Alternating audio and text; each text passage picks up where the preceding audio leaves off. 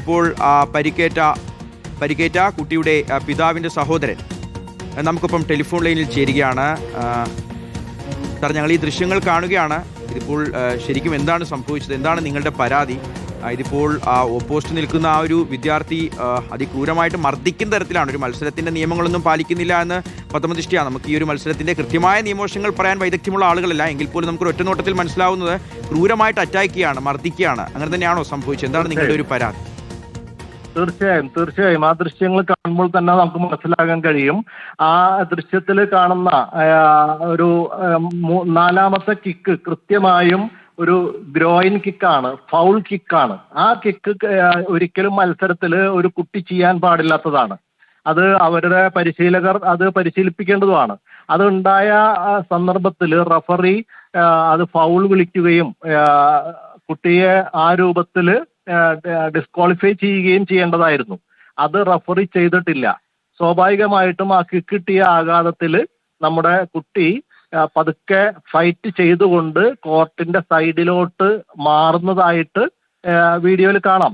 സൈഡിൽ മാറി അവൻ സ്റ്റോപ്പ് പറയുകയാണ്. സ്റ്റോപ്പ് പറഞ്ഞുകൊണ്ട് ഗ്രോയിൻ ഹോൾഡ് സിഗ്നൽ റഫറിക്ക് കൊടുക്കുകയാണ്. റഫറി അത് കണ്ട് സ്റ്റോപ്പ് ചെയ്യുന്നുണ്ട് മത്സരം. ഈ റഫറിക്ക് സിഗ്നൽ കൊടുക്കുന്ന ഈ സമയത്താണ് ഈ കോർട്ടിന്റെ പുറത്ത് നിൽക്കുന്ന കുട്ടിയെ സ്റ്റോപ്പ് പറഞ്ഞതിന് ശേഷം അടിച്ചു നിലത്തിടുകയാണ്. അങ്ങനെ തെറിച്ച് സിമന്റ് തറയിൽ തലയടിച്ച് വീഴുന്ന ദൃശ്യം നമുക്ക് കാണാം. ഇത് വളരെ ഒരു മത്സരത്തിൽ ഒരിക്കലും സംഭവിക്കാൻ പാടില്ലാത്ത ഒന്നാണ്. കാരണം ഒന്ന് ഫൗൾ ചെയ്തിരിക്കുന്നു, രണ്ട് സ്റ്റോപ്പ് പറഞ്ഞതിന് ശേഷം കിക്ക് ചെയ്തിരിക്കുന്നു, കോർട്ടിന് പുറത്തുള്ള ഒരാളെ കിക്ക് ചെയ്തിരിക്കുന്നു.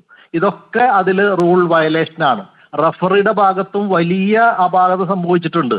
റഫറി ആ ഫൗൾ കണ്ടിട്ട് വിളിക്കുന്നില്ല, മത്സരം സ്റ്റോപ്പ് ചെയ്യുന്നില്ല, ഓപ്പണന്റിനെ ഡിസ്ക്വാളിഫൈ ചെയ്യുന്നില്ല എന്ന് മാത്രമല്ല, മത്സരത്തിൽ 2 മീറ്റർ അകലത്തിൽ റഫറി ഉണ്ടായിരിക്കണമെന്ന് റൂളുള്ളതാണ്.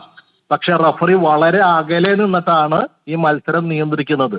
ഇതൊക്കെയാണ് ഈ മത്സരത്തിൽ ഈ കുട്ടിക്ക് ഒരു ദുരവസ്ഥ ഉണ്ടാവാൻ കാരണം.